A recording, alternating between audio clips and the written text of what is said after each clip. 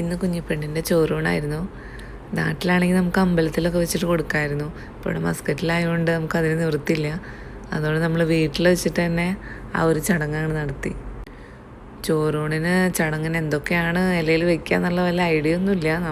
നമ്മളുടെ ഒരു ഐഡിയയിൽ വെച്ചിട്ട് അങ്ങോട്ട് സെറ്റ് ചെയ്തു തന്നേ ഉള്ളൂ. ഞാൻ ഒരു റെഫറൻസിന് വേണ്ടിയിട്ട് യൂട്യൂബിലൊക്കെ നോക്കിയപ്പോൾ ചിലർ പപ്പടം വെച്ച് കണ്ടിട്ടുണ്ടായി. നമ്മളതൊന്നും വെച്ചില്ല. പിന്നെ കുറേ നേരമായി പെണ്ണിന് മുണ്ടൊക്കെ എടുത്തിട്ട് ഇരുത്തിയിരുന്നു. അതാണ് ചെറിയൊരു വാശി ആൾക്ക്. പിന്നെ മധുരമുള്ള പായസം കൊടുത്തപ്പോൾ ആൾക്ക് പിന്നെ കുഴപ്പമില്ല. ആൾക്ക് മധുരം അങ്ങനെ ആദ്യമായിട്ടല്ല കഴിക്കുന്നത്. അതുകൊണ്ട് അതിങ്ങനെ നട്ടി നനച്ചിങ്ങനെ ഇരിക്കുന്നുണ്ട്.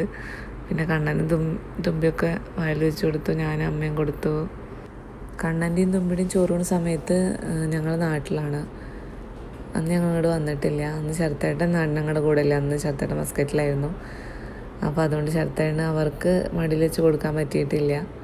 അപ്പോൾ അത് കുഞ്ഞിപ്പെണ്ണിനാണ് ശരത്തേട്ടൻ അതിനുള്ള ഭാഗ്യം ഉണ്ടായത്.